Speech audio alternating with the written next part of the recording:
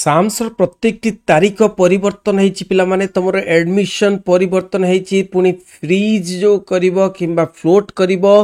किंबा तुम slide up करिवो किंबा न करिवो सबु किछि रो परिवर्तन होती तुम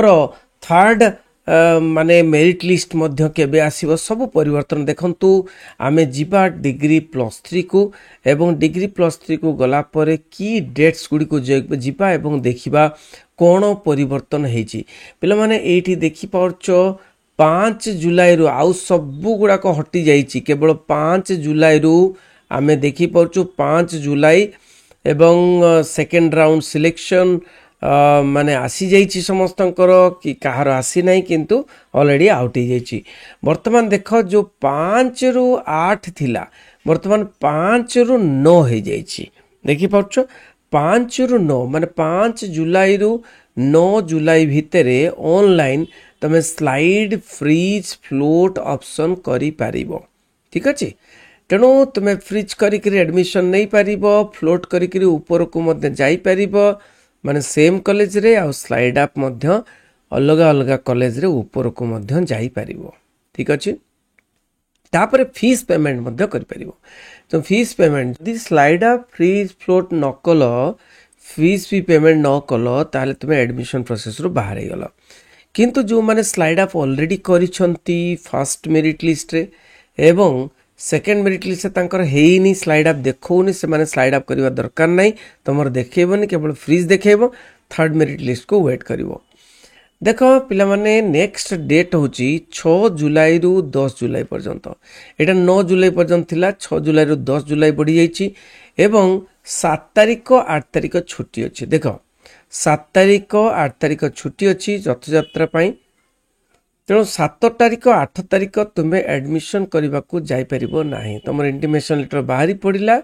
जोटा कि 5 रु 9 भितर एवं तुम्हें 6 तारिख रु तुम्हें 6 तारिख एडमिशन करने को जापर तापर तुम्हें 9 तारिख कि 10 तारिख एडमिशन करने को जापर ठीक अच्छे तेणु तापर आम देखा 6 रु 10 भितर अपडेट हम 10 तारिख संध्या 7टा पर आउ केतटा सीट रहिला जना पड़ी जीवो प्रत्येकटी कॉलेज रे ठीक अच्छे अपडेट हो जीवो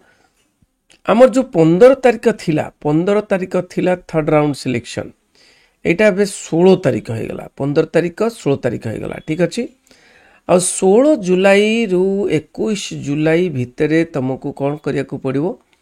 ना ऑनलाइन पेमेंट एडमिशन फीस आउ फ्रीज फ्लोट स्लाइड अप आउ रहिबनी ता जिते पिला माने जहाँ भी सिलेक्शन हैला नहेला वो पूर्वर जार नहेला पूर्वर जहाँ सिलेक्शन होता से कौन खाली फ्रीज करी ऑनलाइन जहाँ पेमेंट दबार अच्छे देदेवे एवं एडमिशन करने को जीवे केते एडमिशन ना 18 रु 22 एक्सेप्ट हॉलिडे 18 रु 22 तारीख पर्यंत से माने थर्ड मेरिट लिस्ट रे फाइनल राउंड सिलेक्शन एटा को थर्ड राउंड सिलेक्शन कहछ थर्ड राउंड और फाइनल राउंड काहे की फाइनल राउंड कराइछि ना जो माने भी स्लाइड करिसंती जो माने भी फ्लोट करिसंती सेठी फाइनल राउंड माने ए राउंड रे जदी हेला से फ्लोट स्लाइड अप न हले फाइनली से माने एडमिशन करिवे बुझियो छे तेनो reporting applicants at allotted institution taking admission third phase और फाइनल राउंड सिलेक्शन ठीक अछि तो 18 रु जुलाई रु 22 जुलाई डेट अपडेशन हो डेट अपडेट हो जे केते पिला एडमिशन हेले कौन हेले केते वैकेंसी अच्छे सब जना पड़ जिवो तो एठी 25 रु 28 कौन हम देखो reporting of applicants through students login in online mode for their upper choice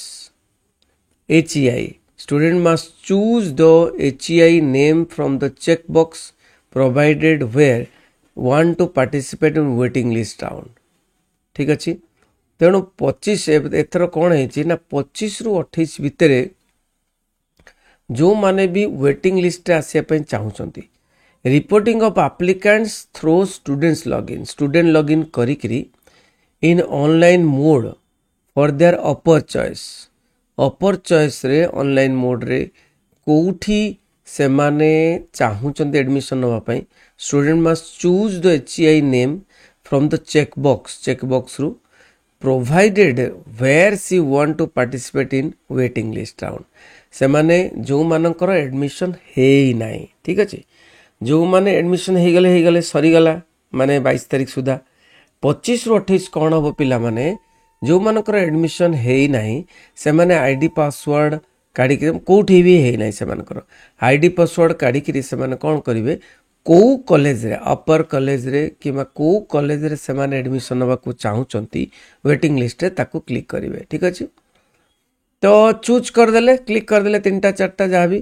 तेणु 31 जुलाई रे कौन हम publication of merit wise list applicant among the online reported wait listed जो ऑनलाइन है बर्तमान वेट लिस्टिंग टा ऑनलाइन हो गला नहीं कि सब चेंज हो देख तेणु वेट लिस्टेड माने जो माने भी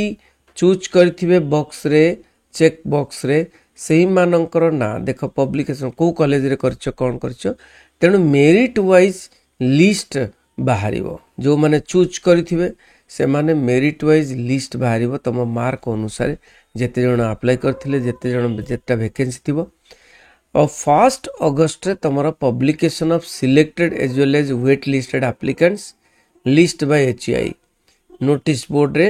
माने हेड ऑफ द माने इंस्टीट्यूशन जो कॉलेज रे सेठी कोन हबो माने वेटिंग लिस्ट रे जो माने भी एप्लिकेंट थिले से मानकर केते वैकेंसी अछि केते चूज हे गला माने तांकर माने 1 2 3 करी करी सब बाहरी जीवो वेटिंग माने से जो वेटिंग लिस्ट सब जिंस बाहरी जीवो नोटिस बोर्ड रे देखाई जीवो ठीक अछि आ 2 अगस्त रु 3 अगस्त कोन हबो ना reporting of wait listed applicants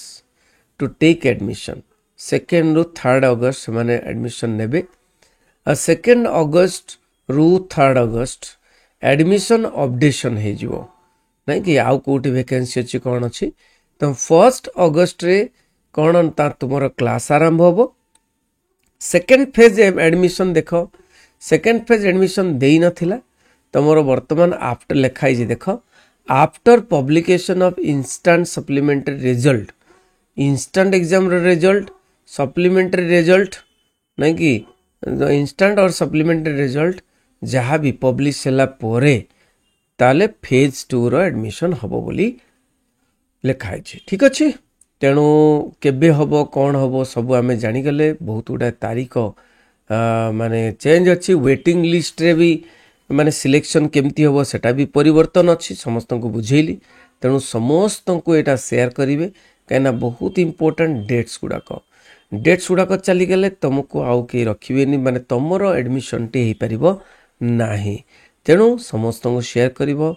टिकिए भी एपट सपट करिवो ने शेयर टा करिवो बुझियोछि तेणु